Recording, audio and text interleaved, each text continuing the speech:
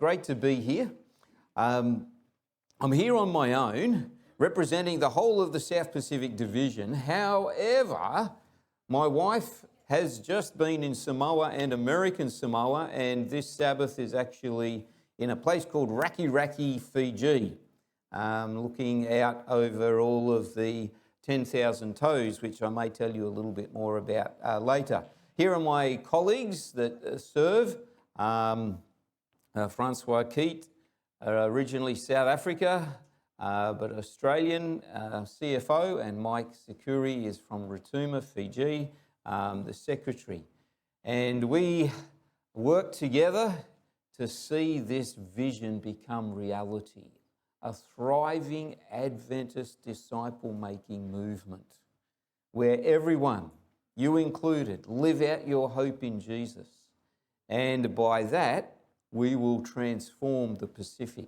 That's our dream. And our mission is the General Conference mission.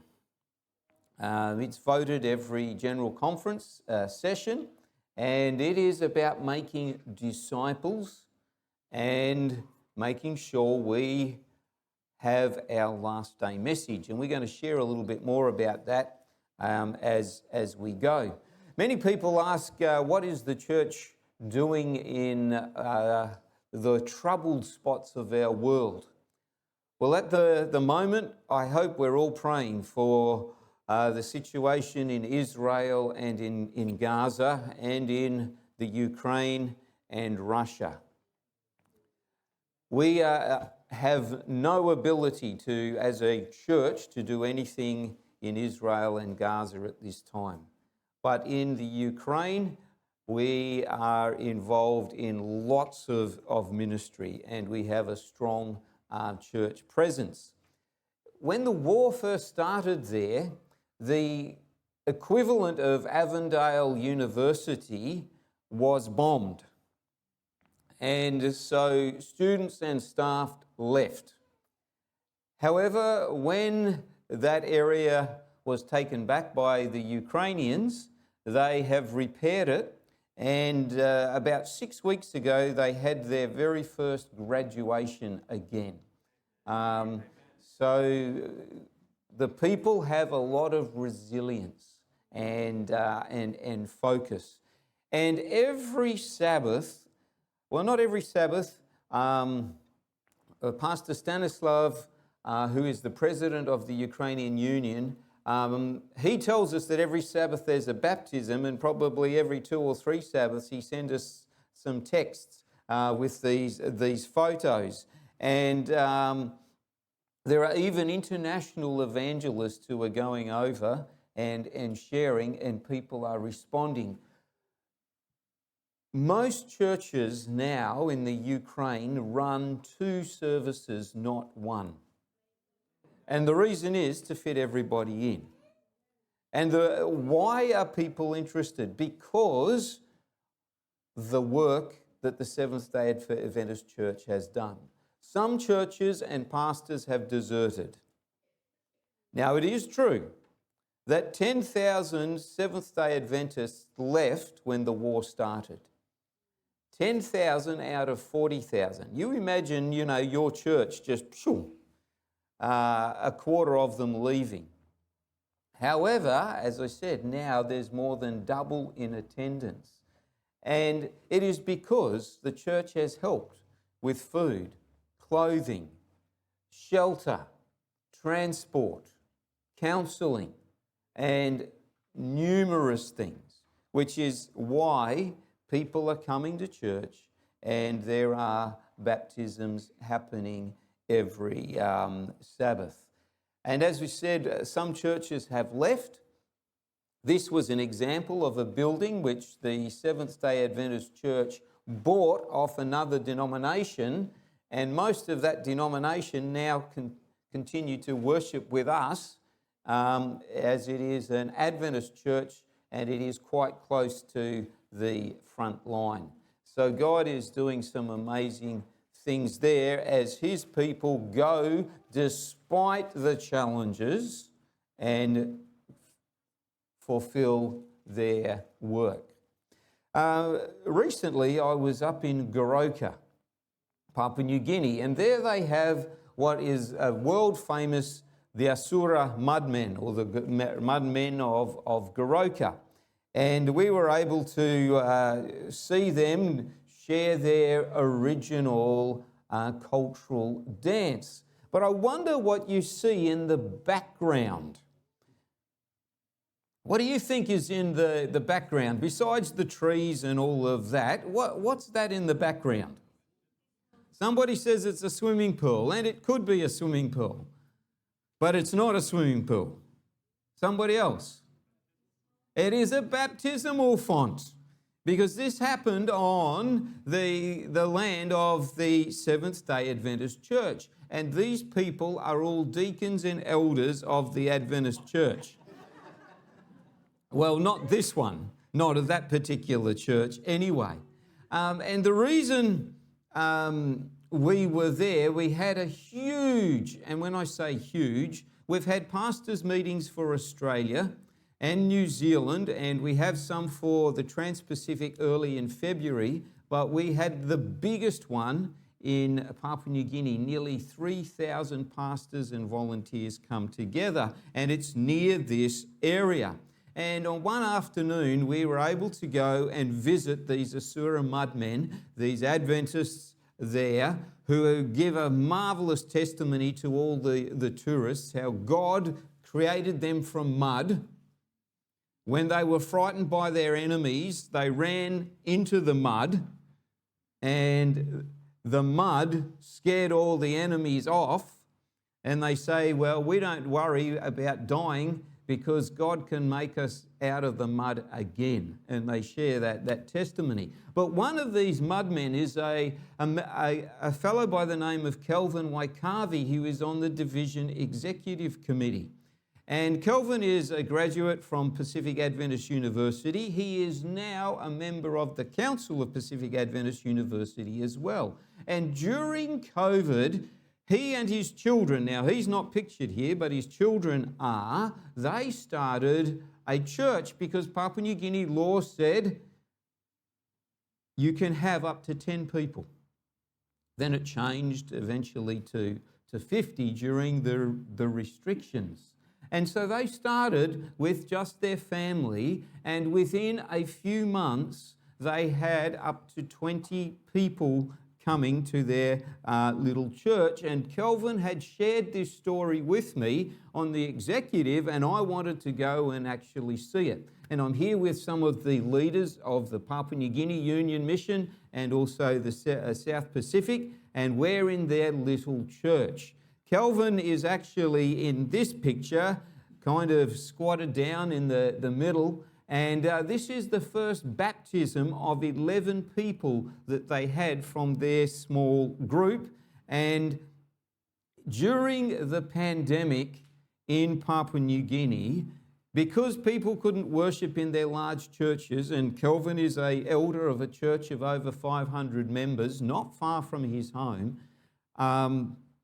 they started over 6,000 new churches through these small groups.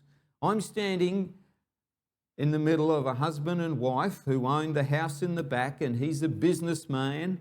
And they started with that number of people, again, during the COVID restrictions. And now they have over 150, and the businessman has built a church on his property which seats 180 people, and on Sabbath it is full and overflowing already. So God has done some pretty amazing things. I also recently visited Samoa and was able to go with our church leaders to visit the Prime Minister, Naomi, and she is a very lovely lady. And she said two things about Adventists. One, she said, I hope you never stop selling books to our people and having a good bookshop. So she's talking about literature evangelists and also the Adventist bookshop. And that was good to know, and we were able to share with our people. And the other thing that she said is, your focus on health is really significant and important to us. And that's why just last weekend, the Trans-Pacific Wellness 10,000 Toes Lifestyle Medicine Summit happened in Apia, Samoa. And she was unable to open, but she sent 2 government ministers to be a part of what happened there. And they've actually got a Samoan vegan recipe book that was launched and is really worth having a look. All part of the 10,000 Toes. Probably the place where this... Now, what's all this 10,000 Toes all about? Well, every 20 minutes in the South Pacific, somebody loses a limb because of type 2 diabetes. We are the worst place in the whole world. This is Australia, New Zealand and the Pacific Islands for type 2 diabetes. And it's a lifestyle disease that if we change our lifestyle, many people are able to see the disease reversed. And we've got scientific evidence for that. And so we have a program to deal with that, which is, as you obviously have heard, is getting recognition by governments, particularly out in the South Pacific. And in Fiji, we've opened a number of churches have wellness centres or hubs. And I've opened a few of them in my recent visits to Fiji. Just 2 little stories. This is in the main village in Nadi, Fiji. So if you fly into Fiji, you fly into Nadi. That's where the international airport is. And Nadi is a town, and right in the middle of the town is this village. And the village people had heard that the Adventists were doing health checks in other villages round about the area.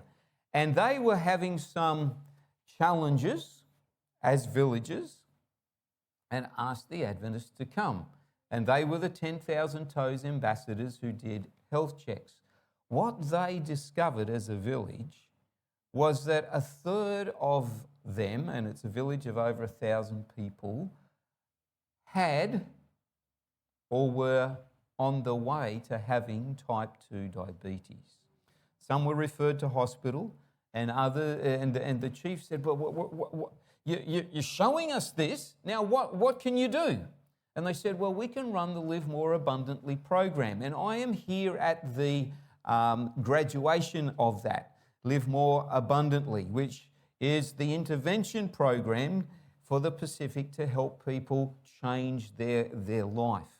And I'm sitting next to the chief. This is one of the young ministers who's doing a speech in the village community hall. And I don't hear a word of what he's saying because the chief is in my ear. And he's saying, "You know, I should have gone to the program, but I didn't. But I'm so glad my wife went.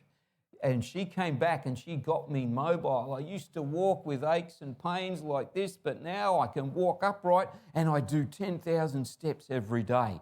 And he said, "I used to, when I eat, I'd get indigestion. Now I don't get indigestion anymore. It's amazing. The food's the same food, but it's a little bit different and changed. And I feel so much better. I had trouble sleeping, but now I'm sleeping really, really well." And he said the same thing has happened to all the families where they've had somebody come to the Live More Abundantly program. He said, "I didn't used to like you, Adventists, but you are welcome in my village any time now." And so it's amazing. This is the kind of thing that is happening all over the Pacific. Just in another church in Nadi, this is the Nadi English-speaking church, we opened this wellness centre. And I don't know whether you can see the nationality of the people who are in that picture. Do they look Fijian? Well, they are. They're Indo-Fijians. And they had just worshipped their gods recently, I could tell, because they had very fresh red spots right here on their forehead. And yet they said, welcome to our church. And I'm going, oh, what's all this about? And they said, we've come and we've had the 10,000 Toes people do our health checks, and we discovered we weren't as healthy as we wanted to be. We came to the church for the Live More Abundantly program. We're now having this wellness centre, and we're helping with this wellness centre because we've lost weight and we have more energy. Some of our husbands couldn't feel their hands and feet, but they feel them again because of the changes we've made to their diet and to their lifestyle. And that is happening all over the Pacific. And so we can thank God for our health message. One church has built a clinic, and this is the clinic, which will be opened early next year, and it will be a lifestyle medicine clinic. They've got nurses and doctor in their congregation who after hours will look after this particular clinic, and hopefully they'll raise enough funds to have somebody to be there the whole time to service the area, because God is making an impact through this ministry. Now, I'm glad you people are involved in ministry. I saw Melita challenge you for the special week of prayer that you're having about a beautiful God. How many of you have heard about the Sabbath gift? Anybody? All right. There's about 5 of you. That's a good thing. I'm going to challenge you and have all of you, at the end of the church sermon, I'm going to give all of you one of these, okay? And my challenge to you is to give it to one person this week. The Adventist Media and Communication earlier this year did a study on what Australians and New Zealanders think about Seventh-day Adventists. Do you know what? They don't think much about us. We are not having much of an impact. However, what they do know about us is that we are a Bible-believing church. So when we looked at all of this research, and it was quite confronting, we kind of said, well, how can we help our community know us in a good and practical way? And that's when we said, why not help them think about the Sabbath as God's gift? It's not just to us, but to the whole world. And so that's what was launched. And I am going to challenge you to do one other thing. If you're on TikTok, Instagram, Pinterest, Facebook, or whatever, social media, put up a post and put a hashtag Sabbath gift and tell people what the Sabbath means to you. That's all we want you to do. Already there have been hundreds and thousands of Adventists in Australia and New Zealand who have done that. Do you know how many people we have reached through that and told about the Sabbath? Nearly 1.5 million. That's a lot of people. We have got a Sabbath gift website, and we challenge people as they talk about the blessings of the Sabbath, whatever that blessing is that you feel, just put it up. It doesn't have to be professional. The ones that I've done aren't. Some of the ones on the website are very professional and good. Just say, hey, this is what the Sabbath means for me. Do you know that we've had 40,000 people go to that website wanting to understand more about the Sabbath, the seventh-day Sabbath, and the rest and benefit that it can give? That's significant, isn't it? That's a lot of people in Australia and New Zealand. And so that's why I'm challenging. Missions happening everywhere. You're a part of it. Thank you for what you're doing. I'm just going to challenge you to use social media and use one of these and give it to people to say how the Sabbath can be a blessing. Well, we need to get into the Word of God. And before we do, I want us to read the mission statement for our division and for the General Conference, because we're a division of the General Conference. So, are you ready? 1, 2. Make disciples of Jesus Christ, who live as his loving witnesses, and proclaim to all people the everlasting gospel of the three angels' messages in preparation for his soon return. So we are to make disciples, but we have a last day message, the three angels' message, which was read really well by Sophia before. Now, the mission statement says that there is the everlasting gospel of the three angels' messages. Now, that word gospel is a Greek word, evangelion. And if you translate it literally, it means good news.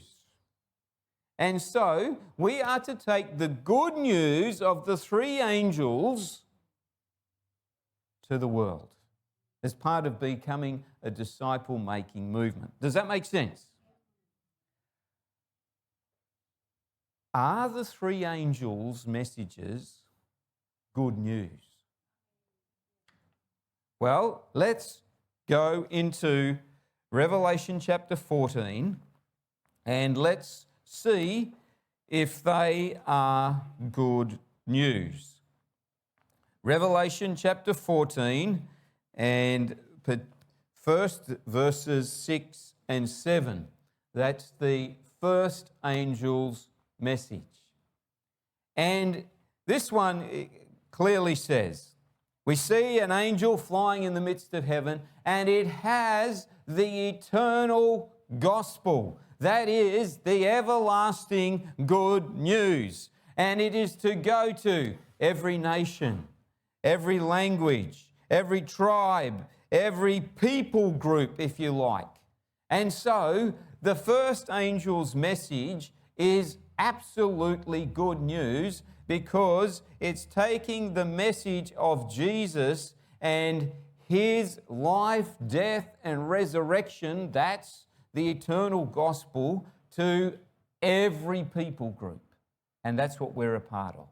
And that's why on Sabbath school we have mission stories of various God doing his work all over the world, because the gospel has to be proclaimed to all the world, every people group. And we've still got some challenges there, particularly amongst the Hindus, Buddhists, and Muslims of the world. But the message says, fear God and give him glory, for the hour of his judgment and come, and worship him who made the earth, the sea, the heavens, and all that is in them. So it's a message of good news, because Babylon, the beast from the sea, the beast from the earth, and the devil is trying to control the world. And everybody's starting to honor Babylon. And the angel says, don't worry about Babylon. Fear God. Give him the glory. He is the creator. No human power has any influence. So this is good news, isn't it? Yeah, okay. So let's go to the second angel's message. And this one is only just one verse, where the angel calls out that Babylon is fallen, that great city that made the nations drink of the maddening wrath or the maddening wine, of the wrath of her fornication. Babylon in Revelation is pictured as a city and as a woman. And the second angel says, although the world is trying to follow Babylon, these beasts of religious political power, he says, don't worry about it. It seems to have power now, but Babylon is fallen. For people listening to the message, I would like to suggest to you that that's pretty good news. Wouldn't you? We don't need to worry about what man is trying to do in our planet. God ultimately will have his say, and he is in control. So then, let's come to the third angel's message. And it's there, verse 9. And it says, if anyone worships the beast in his image and receives the mark of his forehead or on his hand, his same shall drink the wine of the wrath of God, which is poured out full strength into the cup of his indignation. He shall be tormented with fire and brimstone in the presence of the holy angels and in the presence of the Lamb. And the smoke of their torment ascend forever and ever, and they have no rest day or night who worship the beast in his image and who receives the mark on his name. Wow. Nobody wants really to get the mark of the beast on the hand or the forehead.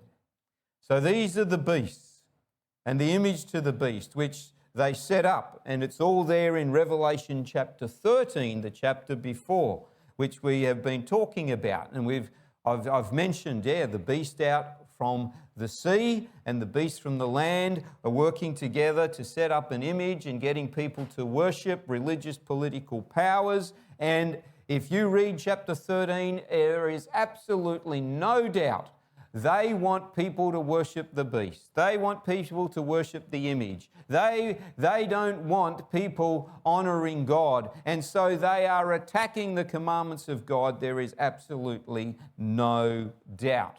And they say, worship and follow.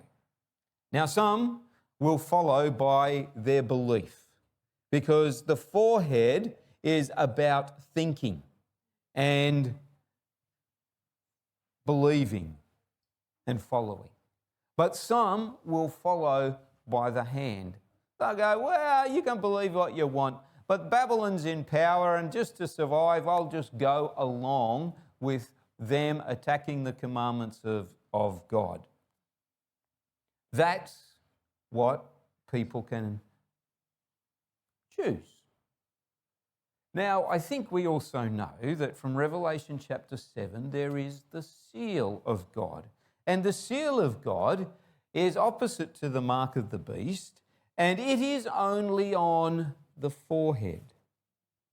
Why? Because you just can't go along. You have to believe.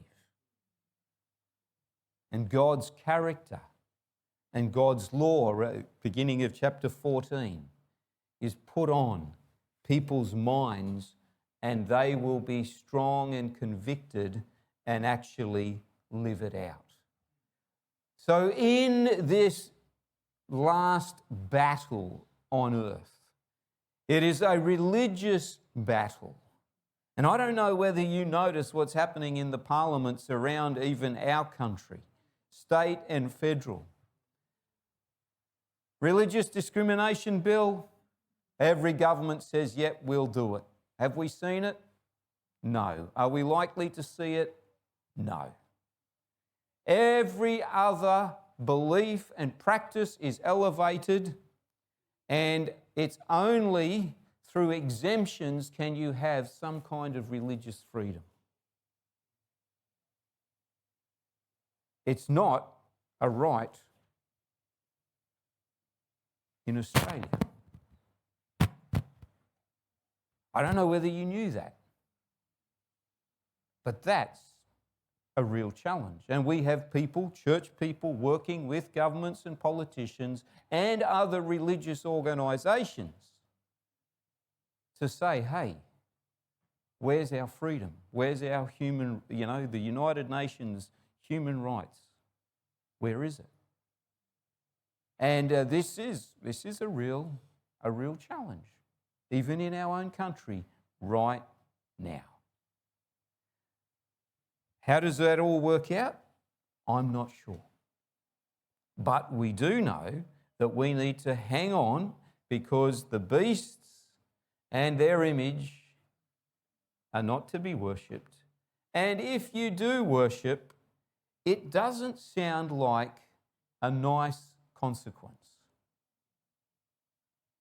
And this is where some people wonder whether the third angel is good news. Because if you read it, it says that these people will drink the wine of God's wrath, and they will be tormented with fire and brimstone in the presence of the holy angels and the presence of the Lamb. And people kind of go, what? God's there and is making people drink some mixture that's worse than any alcoholic cocktail, and they're going to be tormented in front of him, fire and brimstone and all of this horrible, and this is a picture of God destroying and hurting people. Is that good news for people? Some of you are not so sure now. We were happy of the good news of the first angel and in the second angel. And how is this good news in the third angel? And that's where we will spend the rest of our time. You have a few minutes? Because the end of the three angels' messages basically says two important things. Have the faith of Jesus and remain faithful to him, and keep the commandments. But do you know that Seventh-day Adventists throughout our history have struggled with a couple of things in regard to the three angels' messages? There have been times when the church has said it's all about Jesus, and that's it. And there's other times where the church has focused on keep the commandments, obey the commandments, follow the law. And then there have been many who have said, but we want good news here. Where is it? Well, one of those times when this became a real issue was before the General Conference session in 1888, which was to be held at Minneapolis. And in that particular session, Ellen White, I don't know whether she was part of the organising committee or not, but she made it very clear who she believed should be the ones who do the major messages in the General Conference session. Now, usually it's the General Conference leaders, but the General Conference president is sick and doesn't even attend the session. And so all the other General Conference leaders are thinking, hey, we'll be the ones who'll be taking most of the meetings for all of the people. And Ellen White says, no, I want two young pastors to do all the meetings. It would be like saying to Ted Wilson, you're not doing the main sermon. We're getting the youth director from the Greater Sydney Conference to do it. And that caused a little bit of a stir. You could imagine. So this is what, and there's a lot of in Ellen White's writings about this and other historical stuff. And I'm just picking up a few little bits and pieces. But this is what Ellen White wrote about that time. Many had lost sight of Jesus halfway through. They needed to have their eyes directed to his divine person, his merits, and his changeless love for the human family. All power is given into his hands that he may dispense rich gifts unto men, imparting the priceless gift of his own righteousness to the helpless human agent. This is the message that God commanded to be given to the world. It is the third angel's message, which is to be proclaimed with a loud voice and attended with the outpouring of his Spirit in a large measure. Wow! There Ellen White says, I want these young people to talk because the church had got so focused on law and obedience and all of that. She said, you've lost sight of Jesus. These young fellows know what the third angel's message is all about, and they're going to preach and you're going to have to let them. But the interesting thing is that they don't even preach on Revelation. So what is this third angel's message and this righteousness that comes? Well, here's another quote. And again, a little bit further down. Therefore, God gave to his servants a testimony that presented the truth as it is in Jesus, which is the third angel's message in clear, distinct tones. So the third angel's message is about Jesus, and yet we've just read it, and it's the only thing that we see Jesus doing is looking at people dying and being, getting judgment. Not Ellen White's view. And apparently not these young pastors, A.T. Jones and E.J. Wagner. Several had written to me, inquiring if the message of justification by faith is the third angel's message. And I have answered, it is the third angel's message in verity. In other words, she is clear that this is all about Jesus. Therefore, we must be missing something. Yes? No? I think we are. If it's all about Jesus. When I was challenged with this picture of God, and I noticed you're going to talk about the beautiful picture of God or a beautiful God, I went and studied the Old Testament, and particularly about the cup of God's wrath. Because that's what good Bible students do. And here up on the screen is just a summary of what you will discover. Job says that those who do wrong eventually will drink the wrath of the Almighty. So God is a God of justice. Isaiah makes it really clear. You who have drunk from the hand of the Lord, the cup of his wrath, they are filled with the rebuke of God. He's talking to Jerusalem and the people of Israel. And then Jeremiah says later, take this cup filled with the wine of my wrath and make all nations drink it. And when they drink it, they will stagger and go mad because of the sword that I will send among them. There is absolutely no doubt that our God is a God of justice. And when he sees atrocities that are happening in our world, and yes, it's not just Gaza and Israel, it's not just Ukraine and Russia, but there is all kinds of terrible stuff in our own country. All kinds of war and crime and violence and abuse. And God doesn't like it. He is a just God. And ultimately, he will bring justice. And I don't know about you, but I've got a strong sense of justice. And when people do wrong, I kind of go, yeah, they need to ultimately have some kind of consequence. True? And the consequence that God gives in the Old Testament is that they will drink the cup of his wrath.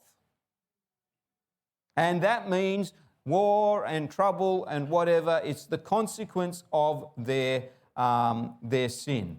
And the New Testament has the same concept of the wrath of God's wrath. His indignation of the terrible stuff that we do to each other. And he says, I am a God of justice. I am a God of love. I will deal with it one day. So where in the Gospels does it talk about the cup of God's wrath? Where in Jesus' life does it talk about a cup? Well, there are two occasions. Jesus says it's good to give a cup of cold water to people. Not talking about that. But at the Last Supper, after he washes the disciples' feet, and they are celebrating the Passover, and they're eating the roast lamb, and he takes the bread and says, this is my body broken for you. And then he says, he takes the cup and he says, this is the cup of the new covenant, the blood, the forgiveness of sins. Drink this for that purpose. And I'm not going to drink it again until I'm with you in heaven. And so this is a cup of promise, of forgiveness, of hope. So that is a really, really good thing. But straight after that, they sing a hymn and they wander out into the Garden of Gethsemane, and Jesus prays this prayer, Abba, Father, everything is possible for you, but take this cup from me. Not what I will, but you will. What is Jesus saying here? His disciples have no idea. They know he's worried. And the Bible says in Luke and in Mark very, very clearly that Jesus is distressed to the point of death, that great drops of blood are coming out. And I've had doctors tell me that you can sweat blood, but you've got to be, it's so rare, you've got to be under extreme stress. This is a time of incredible stress for Jesus. And he asked his disciples, please pray for me. I need you to intercede with me. And they're going, yeah, something's not good. And it's late at night and they're... And 3 times in this garden, Jesus prays. Mark chapter 14, verse 34.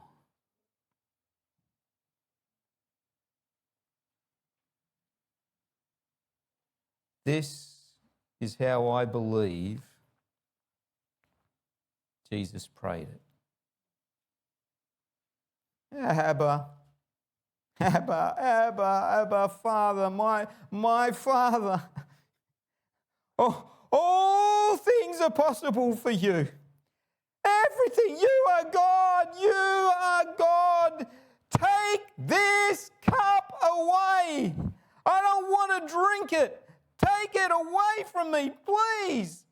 Oh, no. But I know, not what I will, but you will be done.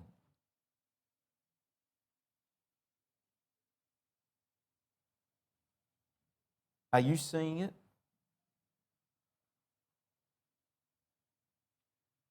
What happens straight after this is pretty clear. Jesus knows that he is about to drink the wine of the cup of God's wrath and fury against sin. He is to take it all on himself. And he says, I'm a human. I can't do it. It's no wonder the angels came and strengthened him. And what happened straight after? Judas was there with all the rabble and soldiers. And they took him off to the Jewish leaders, who made a mock court and said that he was blaspheming of God because he claimed to be the Son of God. They knew they wanted him dead because of that, but only the Romans could kill him. And so they took him along to Pilate, who didn't know what to do with him, who then took him to Herod, who didn't know what to do with him. And Pilate's wife said, he's an innocent man, don't do anything about him. Pilate says to the Pharisees and the Sadducees and the priests and the leaders, I find no fault with him. And they yell out, crucify him, crucify him. The soldiers then beat him and they put a crown of thorns on him. He is then given a cross and takes that cross up to Golgotha, but on the way he can't even carry it, and the African Simon takes it, and then he is crucified. And on that tree, he calls out to God, my God, why have you forsaken me? Because he knows what he's done. And that's why the New Testament is very clear.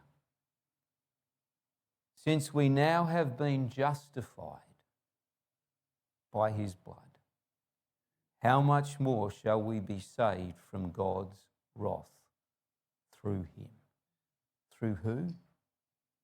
Through the one who justified us. What did Ellen White say? This is justification in verity in the third angel's message. Why? Because Jesus has drunk the cup. And he's drunk the cup of all the punishment of sin for every human being from Adam till when he comes, oh dear, when he comes, who's ever lived on this planet. And it's no wonder he didn't want to take all of that punishment, but he knew that he was doing it for us. And that's why Ellen White can be so clear and saying this is the gospel. And justification by faith. Because nobody needs to drink the cup. Because Jesus has already drunk it for everybody. But there will be people, and there always have been people, living on this planet who say, we don't care about God, we don't care about who he is or what he has done. We don't want to follow him and his grace or mercy. It's a whole lot of rubbish. And God says, your choice. I've already done it for you. But you will have to suffer. And that will ultimately happen at the end of the millennium. John, when he wrote his letter, he wrote Revelation, and when he wrote his letter, could not be more clear. Jesus is the atoning sacrifice for our sins. But not only our sins, but also the sins of the whole world. Let us be very clear that God has called us to take the three angels' messages to the world. He's chosen us for that special mission. And it is the best news that anybody could ever have. That Jesus has taken the punishment. And what is the special gift that acknowledges the creation and salvation of Jesus? But the weekly Sabbath. God bless us as we follow Jesus and his messages. Let's pray. Our Father in heaven, we want to say thank you for Jesus.